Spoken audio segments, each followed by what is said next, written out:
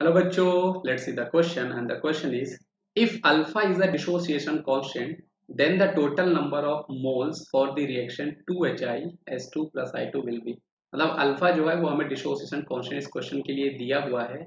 हमसे ये पूछ रहा है the total number of moles for the reaction, मतलब इस रिएक्शन में टोटल नंबर ऑफ मोल्स कितना होगा। बेसिकली हमें इक्विलिब्रियम में फाइंड करना होगा। तो इस क्वेश्चन को हम सॉल्व करते हैं। एक्चुअल में हमारे पास जो इक्वेशन है वो आपके पास 2HI है और वो डिसोसिएट होकर हमें S2 प्लस I2 दे रहा है ना।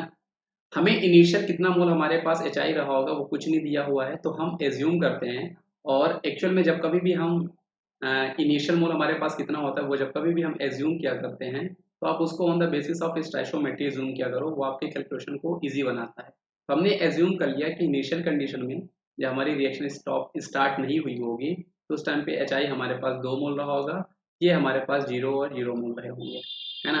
अब हम लोग अगले कंडीशन की बात करते हैं कि ये t इक्वल टू जो हमारे पास जो कंडीशन दी हुई है, मतलब किसी कंडीशन में, मतलब after some time, after t time में t equal to t time, कुछ टाइम रहा होगा, उस टाइम पे हमारे पास मोल्स कितने होंगे ये हमें फाइंड करना है।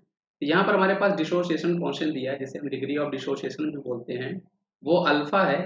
और एक्चुअल में जो आपका डिग्री ऑफ डिसोसिएशन होता है बच्चों, वो आपका होता है PD means part dissociate divide by initial mole, divide by वो आपका इनिशियल मोल हुआ करता है। अब अल्फा डिग्री ऑफ डिसोसिएशन हमारे पास ऑलरेडी क्वेश्चन में गिवन है, पार्ट डिसोसिएट हम पता लगाएंगे, इनिशियल मोल हमने एज्यूम कर रखा है 2, हमने ये देख लिया इनिशियल मोल हमारे पास 2 है। तो यहाँ से हमें ये पता चल जाता है कि हमारा कितना पार्ट जो है वो टाइम t पे डिसोसिएट होगा, वो आपका 2 अल्फा होगा। मतलब इनिशियल मोल हमारे पास 2 था, उसमें से 2 अल्फा इसका पार्ट जो है वो डिसोसिएट हो चुका है। अब आप यहाँ पे स्टोइचियोमेट्री से कंपेयर करो कि अगर 2 HI है मोल, अगर वो डिसोसिएट होता है तो हमें 1 मोल S2 देता है और 1 मोल हमारे पास I2 देता है।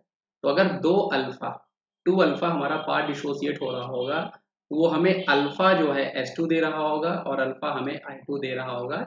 ये अकॉर्डिंग टू स्टोइचियोमेट्री में इसको सॉल्व करते हैं। अब यहाँ पर आप इस टाइम पे फाइंड कर लो कि टोटल मोल्स हमारे पास कितना होगा। तो एक्चुअल में यहाँ पर आपको जो टोटल मोल्स आना है, आप सभी के मोल्स को ऐड कर दो इस टाइम पे। मतलब HI हमारे पास 2 माइनस 2 अल्फा इस टाइम पे, तो 2 माइनस 2 अल्फा। हमारे पास H2 का कंसंट्रेशन कितना है, कितना मोल है हमारे पास, वो अल्फा मोल है। और I2 भी हमारे पास अल्फा मोल है, सभी को ऐड करेंगे। ये कैंसिल आउट होने के बाद हमारे पास यहाँ पर 2 जो है वो आंसर आने वाला है। मतलब इस क्वेश्चन का सही जवाब जो हमारे पास होना चाहिए वो ऑप्शन नंबर सी होना चाहिए कि if alpha is a dissociation constant then the total number of moles of the reaction will be your 2। I hope आपको ये कॉन्सेप्ट समझ में आया होगा बच्चों। Thank you.